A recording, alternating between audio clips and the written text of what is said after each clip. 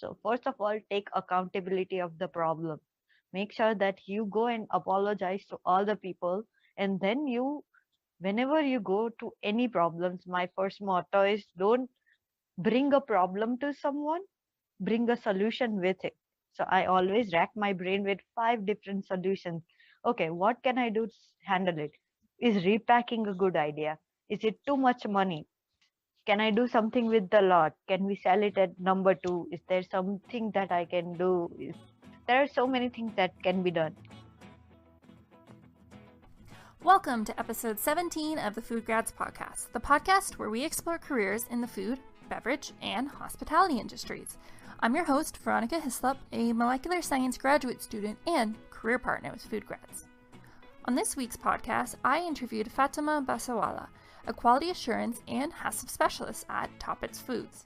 Toppits Foods is an importer and supplier of frozen foods to the Canadian food service, retail, and manufacturing industries, specializing in seafood. In this episode, Fatema and I talked about her career journey in Canada, starting with her time at Centennial College in their biotechnology and food science co-op program. Throughout her career, through her co-ops and full-time jobs, she has worked at the CFIA, Safina Foods, WG Pro Manufacturing, and now Toppits. And not to mention, she's been helping out FoodGrads as a campus ambassador during her time, and I had the pleasure of hanging out and working alongside her during that time, and it's really exciting to see how she's grown into this amazing quality assurance technician in the industry after graduating. Overall, Fatema gives some great insights as to what it's like working in quality assurance and how she approaches problems when they arise in the plant. I got to learn about food safety and quality standards in the food industry context. You can tell that Fatema has a great enthusiasm and drive to learn about the food industry, and one of the messages that you'll hear that resonates throughout this episode is that you have to have a problem solver's mindset. If you find a problem, take accountability for it. It's okay that it happened, but bring solutions to the problem when you see them. So let's just jump into it, onto the show.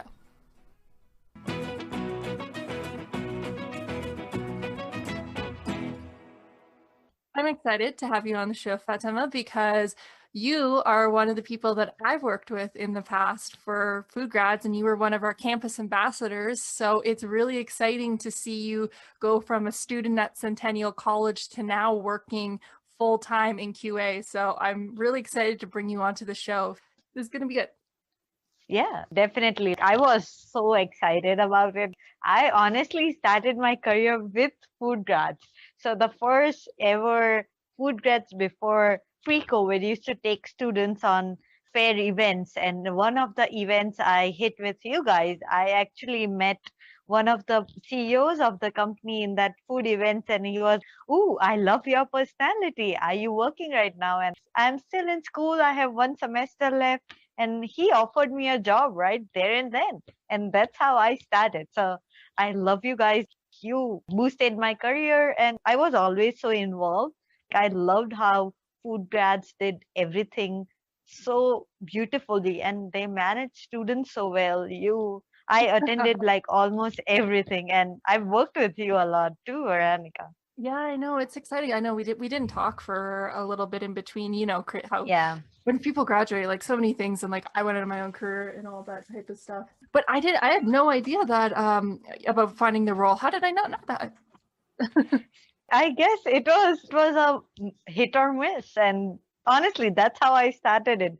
So there was a guy who was named Mike, and he was like, "I like you as a QA. You look so good. You have all the understanding from the school, and I want to hire you." And yeah, I worked with CFIA because of my co-ops.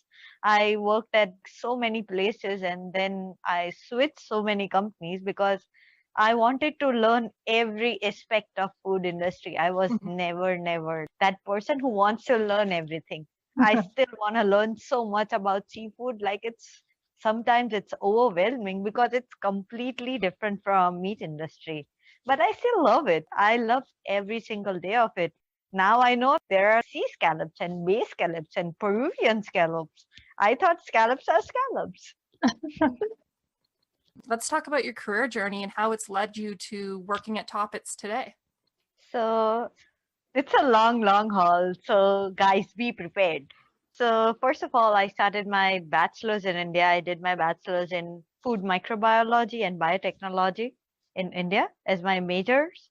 I came here, I started with a bridging course with UFT and Centennial, where I did both. So, in Centennial, I studied as my major was biotechnology, and then I took some courses of health and health sci and food sci in UFT.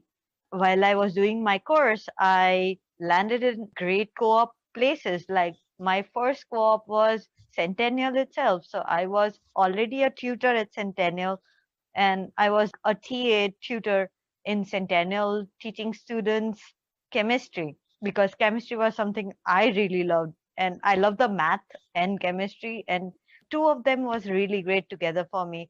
So I started with analytical chemistry as a TA, and then I got a position as a lab technician at Centennial, where I was full-time lab technician for 4 months for my first co-op. From my first co-op, I landed on my second co-op, which was at CFIA. I worked there as a media prep and microbiologist. I was there full time for again my second co-op, and it was prolonged for 6 months because somebody was laid off, and I was just covering until the new person was hired for that position. And then moving forward from there, I started working at WG. So in between working between WG and Centennial or whatever in my free time, my summer job was actually working as a lab tech for a water park. That was fun too. Whoa, that's so Y- cool. Yeah, I was handling chemistry there. And somehow destiny has always brought me back to the lab. Lab, I'm a big lab rat. Somehow I always end up in a lab, even though I try my best not to. I want to talk to people sometimes, and nope, you're destined to be in a lab. So yeah, it brings me back to the lab. And then I started my first job, full-time job in WG. It's a very small co-packing company, but because I had from my bachelor's in India, I had some experience there. But I had nothing when I came here in field except my co-ops and my side jobs. So I decided, let's just jump in. And while working, and I landed this WG job from FoodGrads. I was on an event, a guy found me, and I got recruited on the spot. All I had to do was go back, use his name, and sit in the interview. And somehow they liked me, and I got hired. So I was working as a QA technician there. I was on floor 99% of the time. 1% was the desk work. I only used to go on the desk when I had to go for like lunch or printing labels, basically. I had no computer jobs. All I was doing was hard work, manual labor, where I was like looking at all the lines, checking all the labels, printing out all the labels, seeing all the small details, not in depth, but just working in the fact. And then moving forward from there, I worked there. I developed most of the CFI requirements and regulations because of CFI. I did a lot of courses when I was in CFI in my co-op. So all my regulations and my foundations were pretty strong because of working at CFI. CFI was a great workplace where they actually give students a chance to take courses on their websites. I never knew CFIA had that option, but whoever is CFIA's employee, you are allowed to take as many as courses as possible. And luckily, I took in that 4 months, I did almost 80% of all the courses that was available Oh, for SFCR, SQF, HACCP, everything.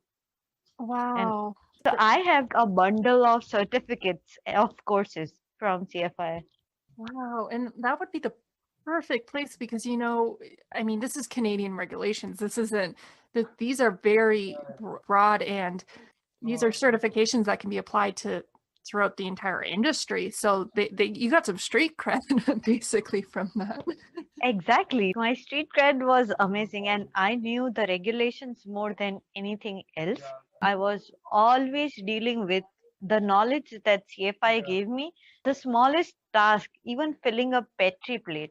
I was taught all of that, filling Petri plates, and every small detail CFI taught me, even how to calibrate a weighing machine. Usually, your workplace doesn't teach you how to calibrate it, but CFI did teach me that. Oh, this is how you calibrate it. Okay. I usually, for now, all my workplaces, when people are, oh, you know how to calibrate a thermometer and a weighing scale? That's cool. You know how to Wow. do a pipette calibration? Oh, I don't know that. Because in school, they never teach you how to calibrate it. They do teach you how to use it, but nobody knows how to calibrate it. Yeah, usually it's the laboratory technicians that are actually at your school that usually would do those calibrations, so you wouldn't have a need to do something like that. Yeah. And when you go to workplace and if you are the only technician in the room and something goes wrong, the weights do not match up and the product is running on the line, then you would never think that something is wrong with the scale, but you would think something is your first lookout is something is wrong with the product.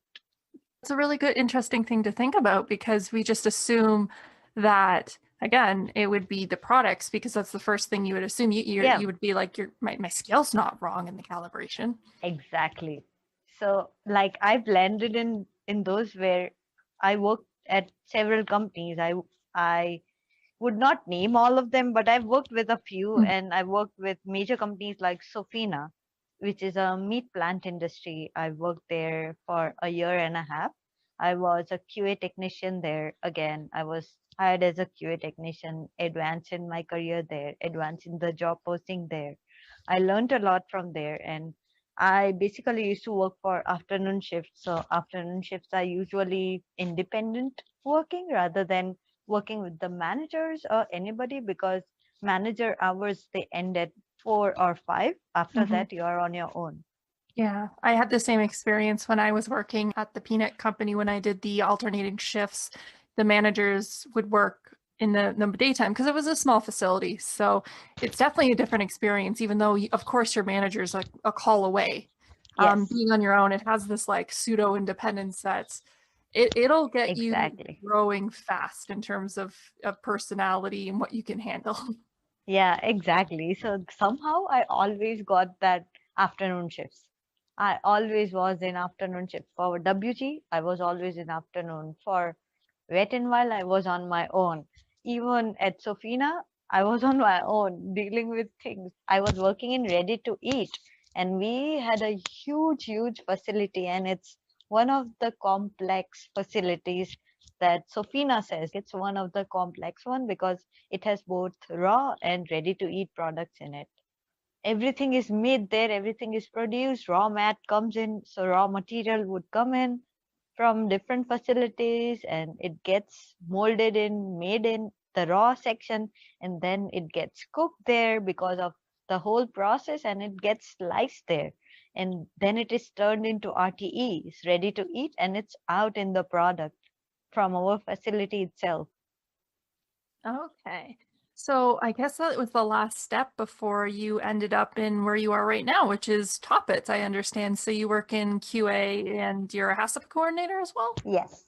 With Toppits, it's different. Like I have so many hats to wear at Toppits because with Sofina, it was such a huge company. So we had a huge QA team of, I think, 10 or 12 people in 2 shifts. Adding all the shifts, Wow.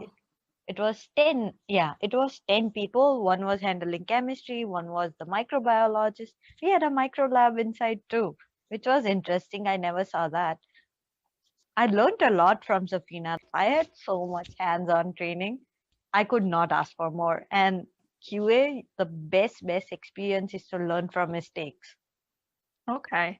The So more mistakes there are, you have to solve it somehow because you are the fire brigade.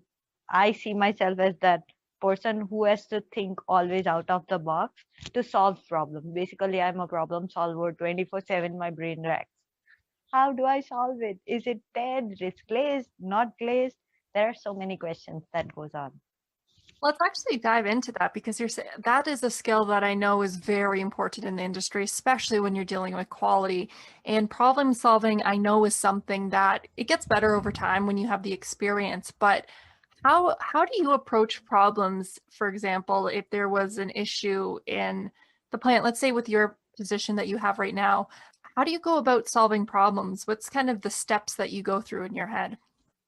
So the first step is always, if you see a problem, they will reach out to you. And most of the time, it's QA, because QA is dealing with so many regulations and SOPs. It's QA sometimes who will miss out on certain points. Let's say the weighing scale that was on the line. I'm just giving an example. It Okay. was not tared. It is not tared, and the product is going through, the weight is too high, so they are adjusting to the weight, but the weighing scale is not dead, so the final product which goes through the end of the line is actually underweight. So the box weight is already added, but technically it is supposed to be net weight. The product itself is at the net weight. So those things, and QA misses it out. And the first thing is, I always believe in accountability. If you made a boo boo, you go ahead and say, yes, I did that. Okay. Somewhere in my checks, this was missed, and now I have to somehow solve it. So first of all, take accountability of the problem. Make sure that you go and apologize to all the people, and then you, whenever you go to any problems, my first motto is, don't bring a problem to someone, bring a solution with it. So I always rack my brain with 5 different solutions. Okay, what can I do to handle it?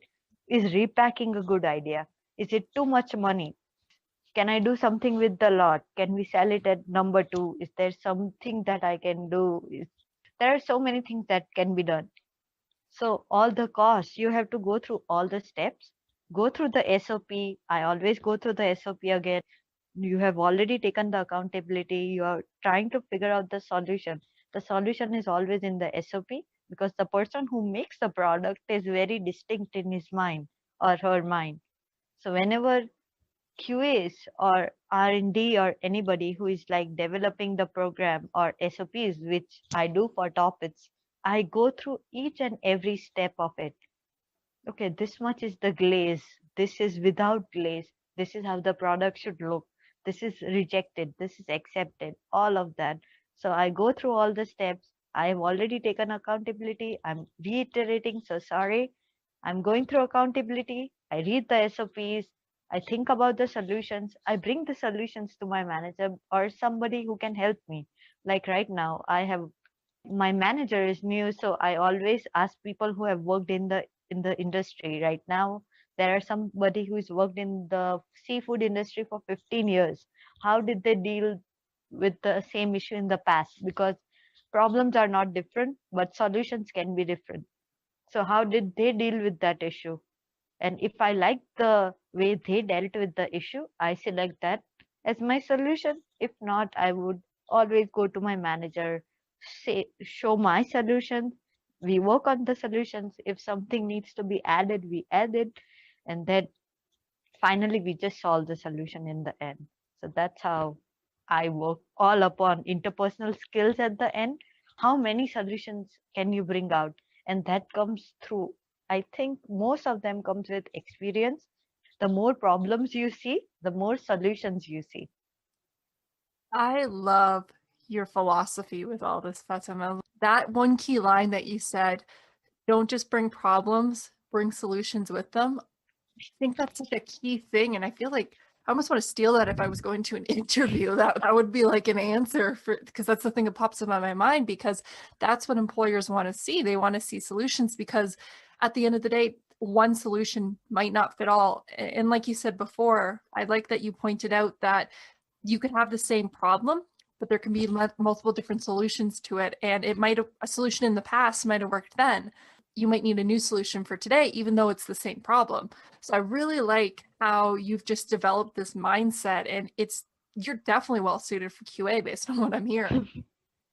Yeah, it's just like I love what I do. Like I honestly I love every second of it. Sometimes it does get overwhelming when you have audits going on, and on the side you have SFCR testing going on, and you are like dealing with all the imports, exports, because Toppits is something who deals with a lot of imports. I'm responsible for imports too. because QA is like a threshold for any company. We are the threshold. If anything passes through us, we are either saving the company or we can jeopardize the company with one yes or one no. Wow. So it really sounds though QA, it's just an important job that really can make or break a company if you have good or bad quality standards. Exactly. You can have bad quality at the end, but then the product would go on the market and sit for years because nobody would buy that bad quality product. Exactly. And if the QA and QC, if they're not catching it, well, that could honestly tank a company. Exactly. One of the things that you have mentioned that you've worked on, the CFIA, and as well working at Toppits with imports and exports, I was just curious about how you learn about regulations, because I know that different countries have different regulations, and to someone on the outside, it just feels like this huge long list of like things, and it could get pretty dry. So how have you even started to learn about what's correct and what's not correct in terms of regulations? So every country has their own body. CFI US. So for us, it's CFI. USDA is for USA. SFCR or let's say SQFI, which is like a third party, which is a standard which is supposed to be good for all, and most of the reputed companies have them. BRC, there is BRC. BRC is known worldwide. All our suppliers we deal with either have some kind of BRC or SQF certifications, which are resonating to CFI certification, but some of the rules and regulations are different. And on the side, before even learning, I always like to study the regulation manual, which is always available on the website.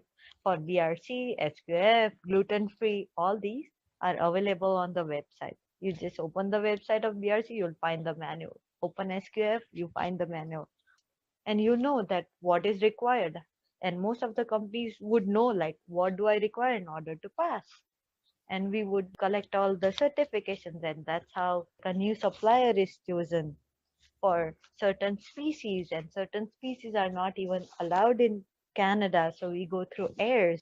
You can search up the species, what species are technically allowed in Canada, and the website of CFI is very important because they will show you how much percentage of additives are allowed, chemicals are allowed, any food colorings, any name anything, even salt. Like I'm like there is three kinds of salts that go into like sodium phosphate, sodium tripolyphosphate. It's a Well, long list. well, I guess it's a good thing to know that our government is actually has regulations, that we're not just throwing anything we feel like in our food. So I guess that Oh, is a good definitely. thing about that. But I guess that'd be a really good idea if a student wanted to just, in their spare time, if they wanted to just get accustomed to knowing what a QA looks at and is understanding. I mean, the CFIA, I'm assuming their website is just all these regulations you can just look up. You don't I need like a special membership or anything, right? we don't. I Okay. honestly follow everything step by step. I have the website open, and when I'm doing my micro testing, I see it. Even sample collection seems very easy, right? We are, I think everybody when take, I remember when I took biochemistry, we were taught like how to allot samples or how samplings occur or random samplings in food micro.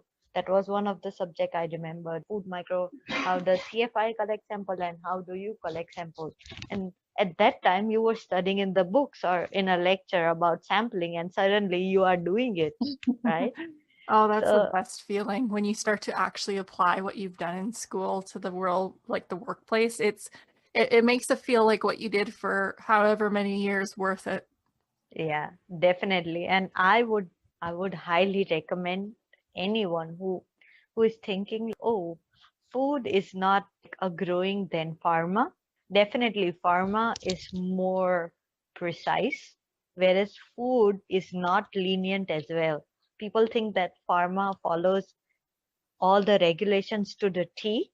That's completely correct. But at the same time, medicine is aseptic. So you deal with a lot less bacteria, whereas with food, you can end up with everything.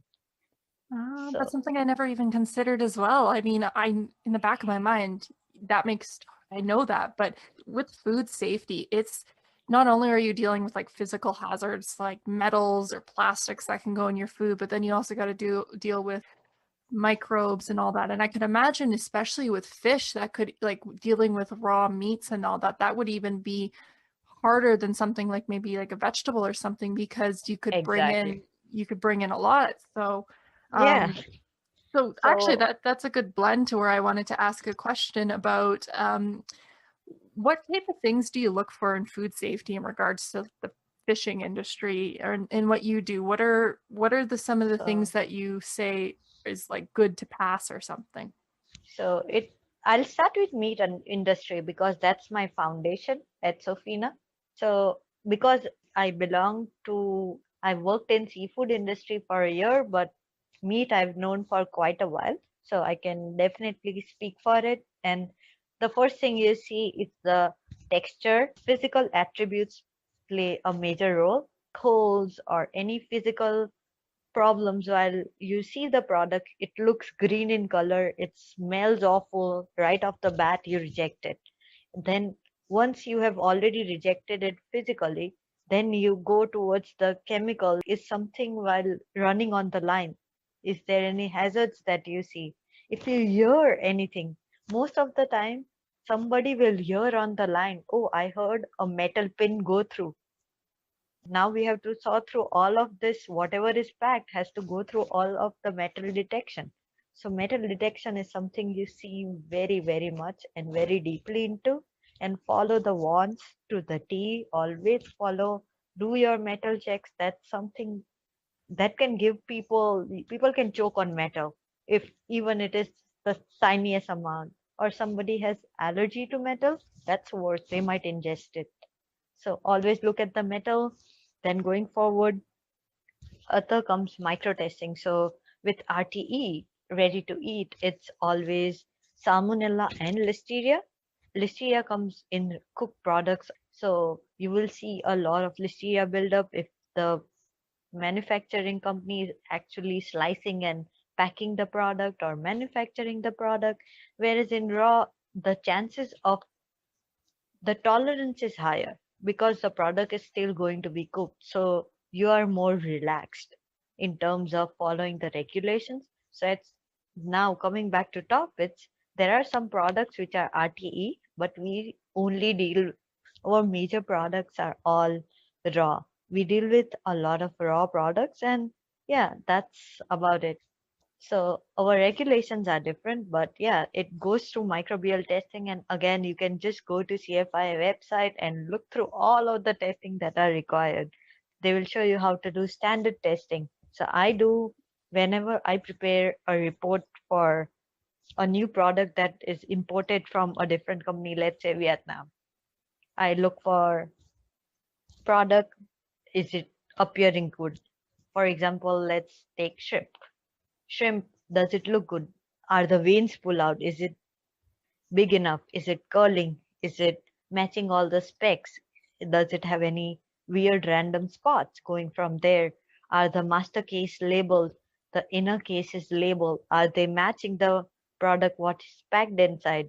Is the glaze matching every small detail? Then moving forward, some of the product depends upon the lot size. Depending upon the lot size which is shown on CFI website, you can collect the sampling size, and from that sampling size it goes for microbial testing. And then I do a lot of phosphate, sulfites, micro drug testing because drug is major thing in seafood. Some of the products are supposed to be drug free. All of the products mostly are supposed to be drug free, but there is a tolerance for some of them for mercury. Fish has a higher content of mercury, which is allowed, whereas other products are no, no, you can't have any mercury. So yeah, Right. that's about it. Well, you say that's about it, but that's a lot of stuff that goes into it, which I'm happy to hear, mind you. I mean, that's a good thing that we're doing all these regulations. But in the end, why did you decide to go into the food industry? What drew you towards it? Honestly, I was clueless as a duck. I had no idea what I was doing with my life. in my mind, I was like, yeah, my life is going to be working in the lab. That's all. My first co-op was working at Centennial as a lab technician. All I did was made chemicals, taught students. Yeah, this is my life. I'm going to teach students. I'm going to be a lab technician, and this makes me happy. It was a very chill job because it's a co-op and your the level of responsibility is so low, and accountability again, it's so low. But at the same time, yes, there is a lot of responsibility and accountability in that job, but still you are treated as a student too because you're working at the school while studying. So I was in my mind a free bird, and as soon as I went to CFI, I saw the atmosphere. I knew, like, somehow I knew I'm going to be in food industry, and yes, someday I'll be on the top, maybe. Well, if you keep up with the trajectory you're going, I could definitely see that happening. So it really does sound, though, that it was just finding the right co-op position, and is that not how it kind of just started? Yeah, definitely. Somehow I chose and dealt with all the right cards at the right time. Really shows that how important it is to do co-op, and it's always worth it to just give it a shot. And I mean, the worst that could have happened was, like in this position, you knew you liked the lab, but then at least with Centennial, but just going for CFIA, had you never decided, oh, I'm just going to give it a shot, you would have never fallen in love with the food industry. Exactly. I And knew I was a lab rat for the longest time, but I never knew that I can use my rattiness in QA. They need this. I was always this creative person who wanted to always think outside the box, and somehow it was QA became that thing where I could use both. I could love what I'm doing right now. Like tomorrow, I would have to do. I know for sure I have to prepare 3 more reports, and a lot of things are happening today. The sample collection, I will be doing that, but at the same time, I will be dealing with problems, customer complaints. I love talking to customers and talking about our products. I love Toppits has helped me a lot in terms of my interpersonal relations. They actually, because it's a small company, and in my experience, you learn a lot more in a smaller company rather than a bigger company. Because in a bigger company, there are so many people involved for so many tasks, so you have lesser tasks. But in a smaller company, because there are not so many people involved, so somehow you deal with everything. Everything is your problem and everything is your solution. again, it's great that you have this attitude, because for some people, QA can be, because the job is essentially solving problems, that can be very challenging for some people, because it's, I mean, of course, you want those days where everything goes well, because, at the end of the day, that's what QA like strives for. But Yeah. QA is solving problems, and to have that attitude, you need that mentality going into it. Like, you can't avoid it. Exactly. Exactly. If you are thinking like this is an idealistic world where nothing is going to be go wrong and everything is going to be a smooth sailing boat, you go there, you watch everything, do your check, everything was okay. You come back to your desk, do your verify your checks, and yeah, boom, you're done. No, no, no, no, no. That one check, you enter the facility, okay. I see hundreds of problems, especially during audits. It's like a cutthroat situation where suddenly all the small tiny details that you neglect on daily basis, like condensation, becomes a huge problem. Like, oh, there is condensation. Somehow you have to get rid of it. Yeah, audits are arguably one of the most difficult things when working in QA and preparing them, because it's, of course, you want to be audit ready every single day of the year, but there's a lot to do to get to that point, and you have to constantly be on top of it. And sometimes when you have a line problem, those day-to-day things can overlook some of those really small minute details that they audits are hard. They are Yeah. hard and they're stressful. Yeah, if any QA I will ask, and if they have gone through audits, yes, that would be the answer. But at the same time, they are fun. After a Yeah. while, once they are done, how relieved are you? Like suddenly there's this massive, massive weight on your head, which you are carrying every day to work. Okay, now I have to answer 500 questions. It's worse than an exam because a year's worth of work is crunched up in 3 days. three Yeah. days of your life in, Yeah. and you have to answer every answer correctly. That's another situation. Like, you cannot be wrong, because if you are wrong, then you are jeopardizing company's reputation, basically. Oh my gosh, yes. And doing those audits, there's just so much to it, but you're right. Once you get through it and when you get that passing grade that you guys know that you deserve, it's one of like the best feelings that you could ever have in the workplace, just knowing that you're whatever auditing body just came through and you passed through it.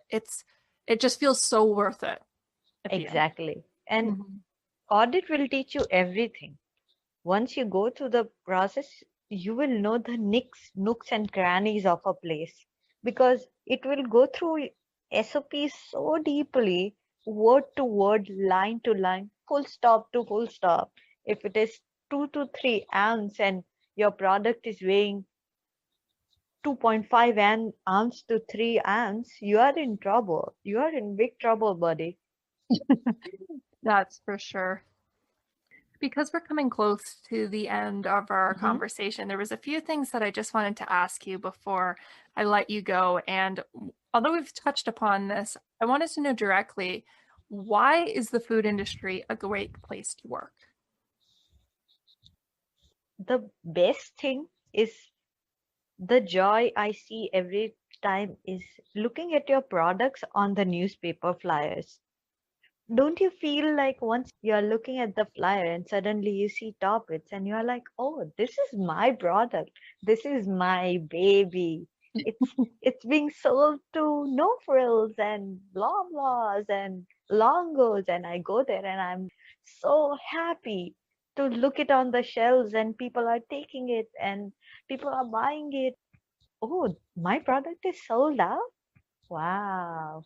So yeah, that's one of the reasons I can say why I was so into food industry and I would never leave it, because of that contentment that you see on people's face.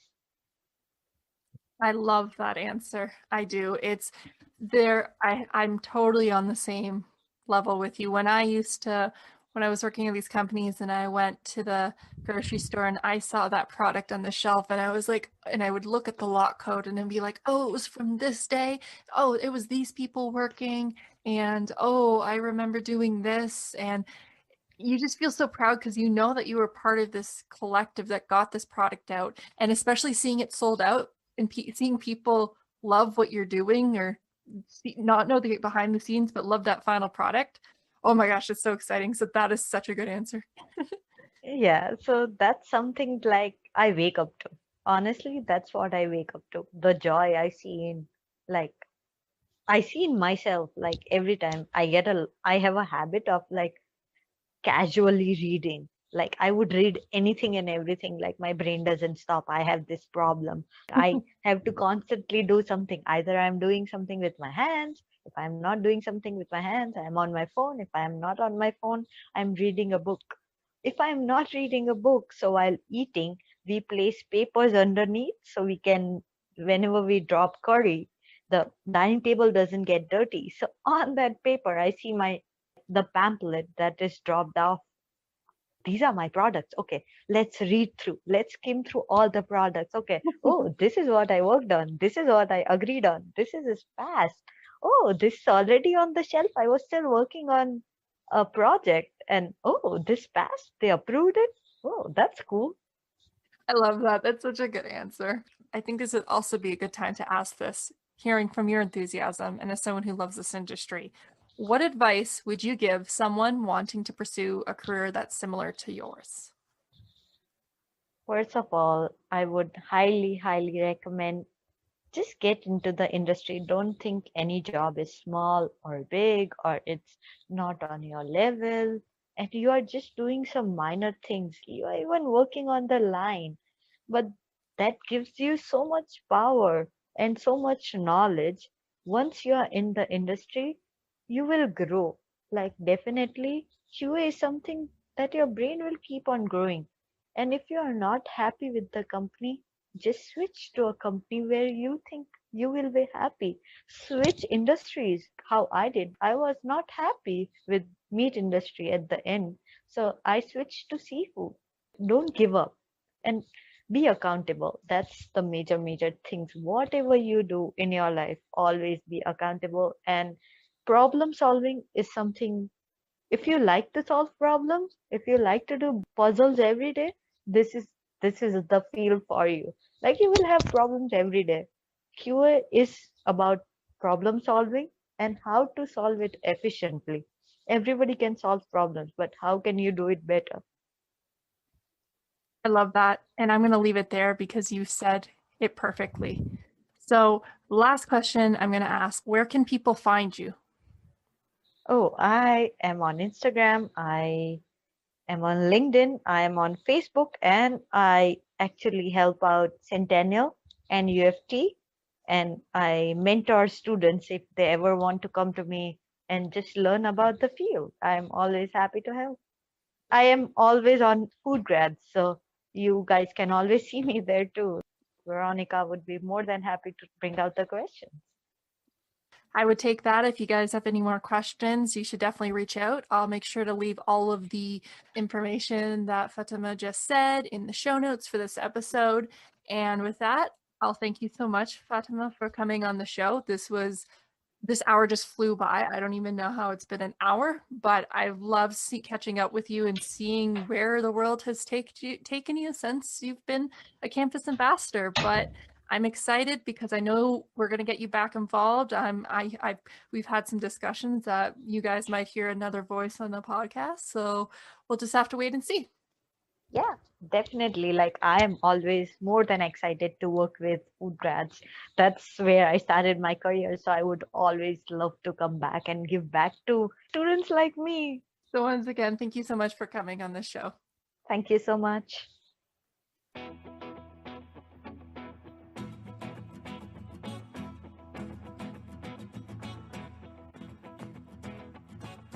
That was episode 17 of the FoodGrads Podcast. Did you enjoy hearing Fatema's voice on the podcast? Well, stay tuned. You'll be hearing more from her, as Fatema is going to be a host in the show in some future episodes, so stay tuned for that. All the notes for this podcast can be found on the FoodGrads website by clicking the podcast tab on the homepage. There you can find any notes for this episodes on past or future episodes as well. Just before I go, if you are a youth, new entrant, or student in Ontario and are considering a career in agriculture, food, or the beverage industries, then you should check out the Feeding Your Future initiative. On March 11th, from 10 a.m. to 2 p.m. Eastern Standard Time, they are hosting a virtual career fair in partnership with FoodGrads to connect students with local agri-food employers and job seekers across the province. During the fair, you can connect with other job seekers in your area, gain professional contacts, have one-on-one conversations with employers and industry experts, all from the comfort of your own home. If you're interested, then check out the FoodGrads social feeds or Feeding Your Future initiative social feeds, and you can find more information on to sign up. I'm excited to talk about this because you're going to hear in a future episode one of the people who are involved in that initiative. So I'll be excited to share more about that and how you can get involved. That's it for this week's podcast. Thank you everyone so much for listening. I'll see you next week.